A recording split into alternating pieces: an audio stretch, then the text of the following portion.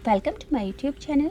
आज मैं आपको क्लास 9 के लिए उर्दू ग्रामर पढ़ाऊंगी, जो कि आपके एग्ज़ाम के लिए आपके कोर्स और सिलेबस के मुतालिक होगी।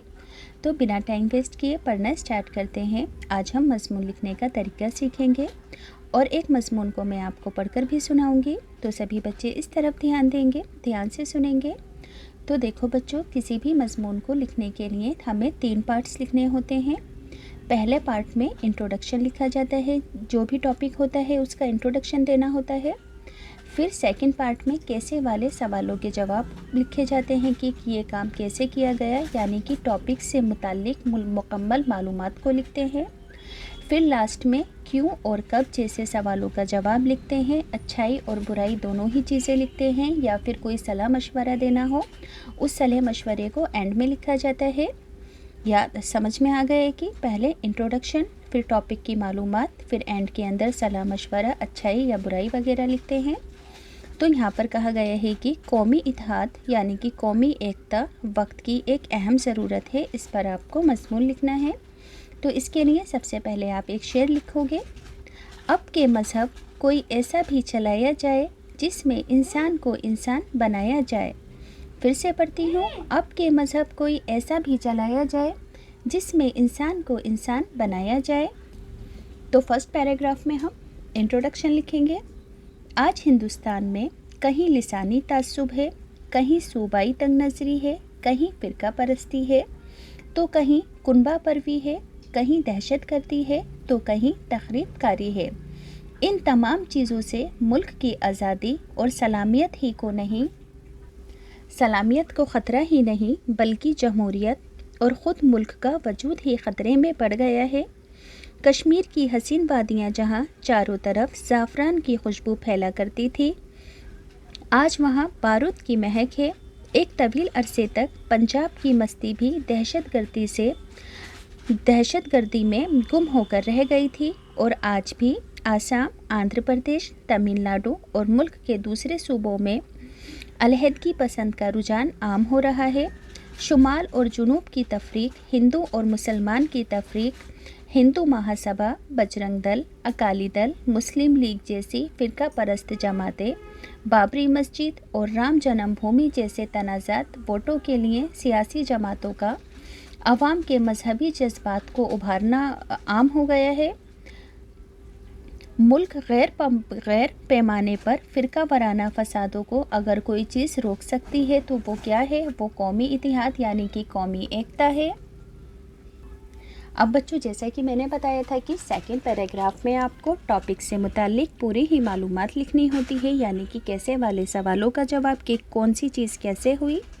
तो सेकंड पैराग्राफ को पढ़कर सुनाने से पहले एक छोटी सी बात बताना चाहती हूँ। जिन बच्चों को स्टेशनरी के ख़ास प्रोडक्ट्स ख़रीदने का शौक़ है, गिफ्ट आइटम्स ख़रीदने का शौक़ है, जैसे कि automatic sharpener, manual sharpener, need able eraser, ख़ास तरह की क्लिक पेंसिलें, ख़ास तरह के gift items, water bottles, lunch box, mugs वगैरह, तो बच्चों ये सभी चीज़ें बहुत ज़्यादा ख़ास हैं। आप इन्हें लिंक मैं डिस्क्रिप्शन में डालूँगी, वहाँ से जाकर ख़रीद लेना, क्योंकि ये जो चीज़ें हैं आम दुकानों पर नहीं मिलती हैं। अगर बाई चांस आपको मुश्किल से मिल भी जाती हैं तो आपको से डिस्ट्रीब्यूटर बहुत ज़्यादा कीमत लेते हैं और आपको इन्हें ख़रीदने के लिए बाज़ार भी जाना पड़ता है, जिससे आपका वक्त ज़ाया होता है।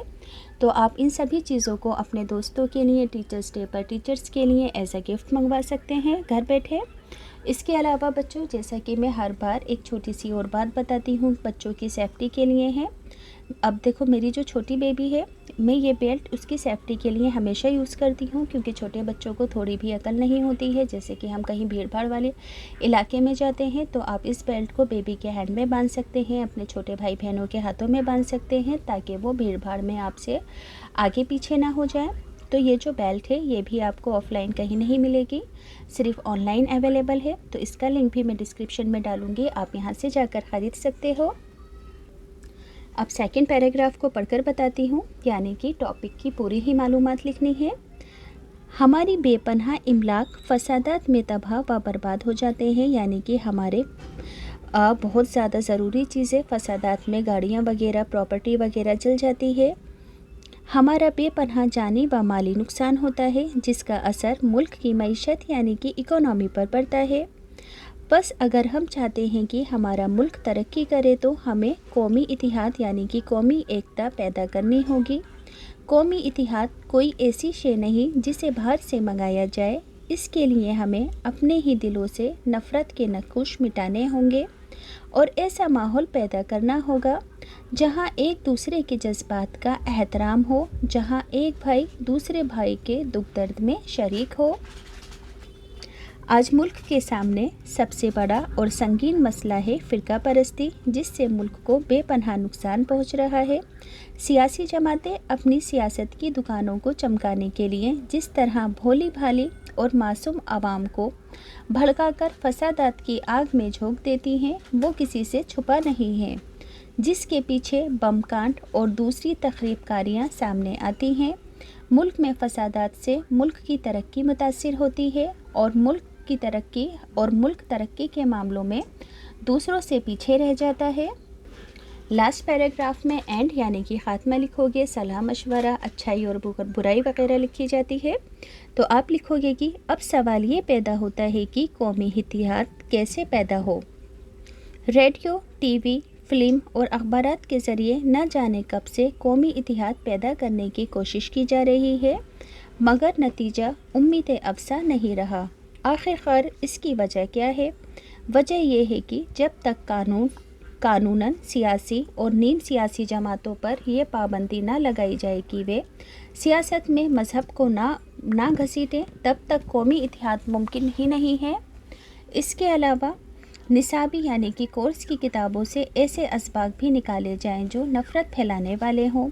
मीडिया के ज़रिए तकरीबात और सरगर्मियों को ज़्यादा नुमाया किया जाए जिससे कौमी इतिहाद को फ़रोग़ मिले। और अगर ऐसा ना हुआ तो कौमी इतिहाद ना हुआ तो लास्ट में शेर लिखोगे, ना समझोगे तो मिट जाओगे ए हिंदुस्तान वालों, तुम्हारी दास्तां तक भी ना होगी दास्तानों में।